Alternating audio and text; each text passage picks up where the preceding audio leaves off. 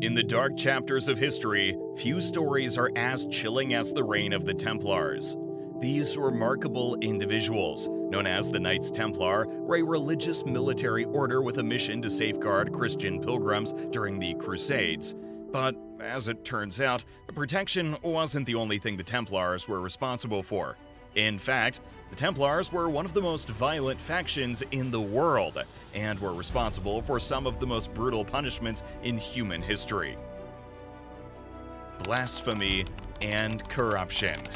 Let's start by examining the relentless punishments inflicted upon the Templars for their refusal to conform.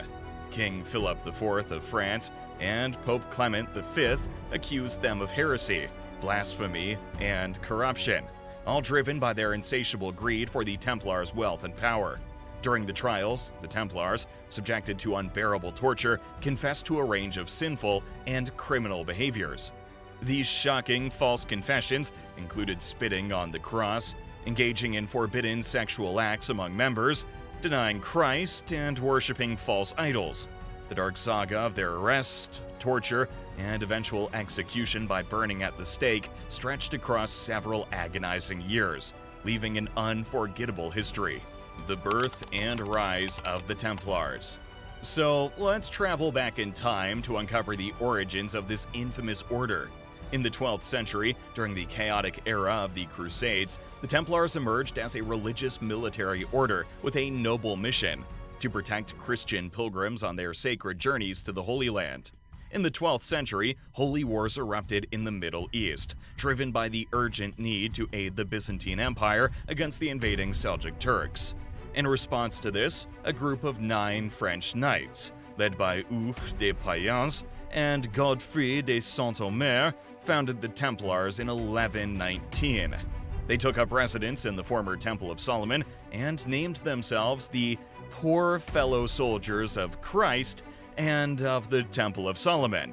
The Templars were different from other religious orders of that time, as they enjoyed special privileges and followed strict rules.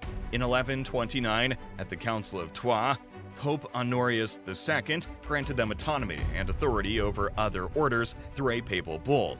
As a result, they enjoyed special privileges. They didn't have to pay taxes or follow the rules of the church. Their loyalty was solely to the Pope. Under the guidance of Bernard de Clairvault's teachings, the Templars embraced a life of poverty and chastity. They wore white mantles adorned with red crosses, symbolizing their commitment to courage, loyalty, humility, and modesty. They renounced personal possessions, avoided vices like gambling and drinking, and devoted themselves to prayer several times a day. Warriors, crusades, and triumphs. The Templars were renowned warriors and brilliant strategists. They fearlessly fought in numerous battles during the Crusades, defending Jerusalem against Muslim invasions led by figures like Zengi.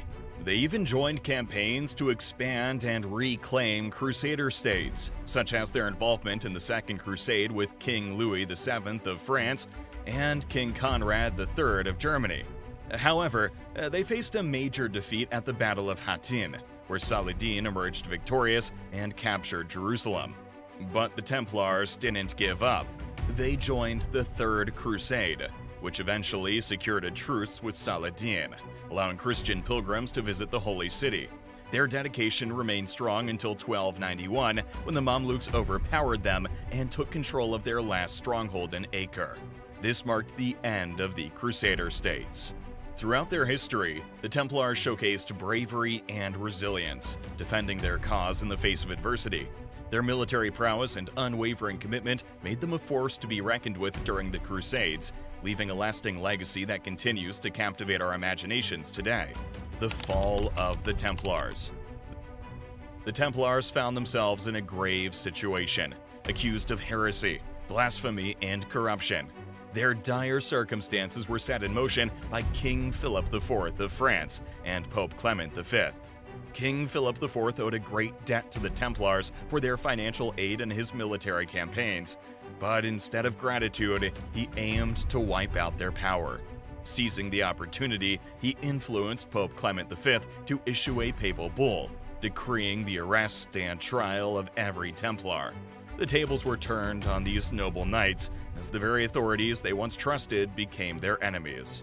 On October 13, 1307, a shocking event unfolded, forever marking the history of the Templars.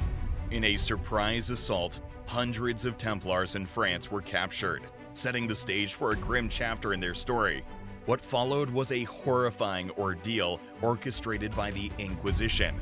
The captured knights endured unimaginable torture, as the Inquisition employed a range of merciless methods to extract confessions. From stretching victims on the rack to using the strappado hanging technique, the Iron Maiden, water torture, and branding with hot irons, the Templars faced relentless torment. Under the excruciating weight of physical and psychological strain, the Templars confessed to heinous acts they were accused of committing or witnessing. These false accusations spread like wildfire, accusing the knights of spitting on the cross during initiation rites, engaging in forbidden sexual acts with their comrades, and even demons. The accusations went further, suggesting that they worshipped idols and denied Christ. The diabolic things these confessions revealed sent shockwaves through society. But were these confessions coerced? Were they fabricated to serve a hidden agenda? The Dark Confessions. They were said to have killed innocent people, betrayed allies, and extorted money. Notorious events like the massacre of the Assassins, the treason of Gerard de Rittefort, and the fraud of Renaud de Vichy tarnished their legacy. Rumors even circulated about their involvement in sorcery, alchemy, and possessing demonic artifacts like the Baphomet, an enigmatic idol. These accusations reveal a darker side to the Templars, raising questions about their actions and motives. But were they truly guilty of these diabolic things? Or were they victims of a smear campaign? However, it's important to recognize that many historians and scholars strongly defend the innocence of the Templars. They argue that the confessions extracted from them were coerced and therefore unreliable. These confessions were often based on rumors, hearsay, and false testimonies, leading to inconsistencies and contradictions. Some believe that the interrogators misinterpreted or misunderstood certain confessions due to their limited knowledge or personal biases. Furthermore, there are suggestions that the Templars adopted unique beliefs and practices influenced by the diverse cultures and religions they encountered in the Middle East. These practices might have involved the reverence of revered relics like the Holy Grail or the Shroud of Turin. Ritualistic acts, such as spitting on the cross or engaging in specific physical contact with the Grand Master, have also been speculated. The Templars faced trials that lasted for years, yielding different outcomes and sentences depending on the location and circumstances. Papal commissioners and local inquisitors oversaw these trials, basing their judgment on the confessions and testimonies provided by the Templars. These trials unfolded in several countries, including France, England, Spain, Italy, Germany, and Cyprus. The diverse locations added further complexity to the Templars' legal battles and their ultimate fates. Consequently, the Templars faced diverse fates. Some were acquitted or pardoned, others imprisoned or exiled, and some executed or burned at the stake. During the trials, some Templars tragically lost their lives or gave in to the unbearable conditions, renouncing their previous confessions. However, there were also those who stayed true, firmly asserting their innocence and unwavering loyalty to the order. The legacy and secrets of the Templars. Countless Templars met their demise through torture, imprisonment, burning at the stake, or beheading. Jacques de Molay, the final Grand Master, defiantly defended the order until the end, cursing his accusers moments before being burned alive on March 18, 1314. Although numerous Templars suffered these unimaginable fates, some managed to escape or go into hiding. The enduring legacy and enigma surrounding the Templars have sparked countless legends, myths, and secrets concerning their relics and treasures. However, in the middle of this tragic tale, a glimmer of mystery emerges.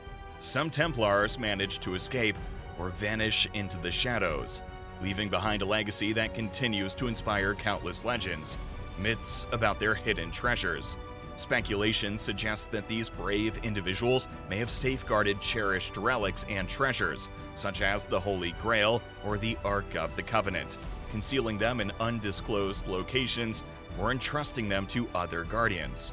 Additionally, the influence and connections of the Templars have been linked to other secret societies, including the Freemasons or the Illuminati, who claim to have inherited their knowledge and traditions.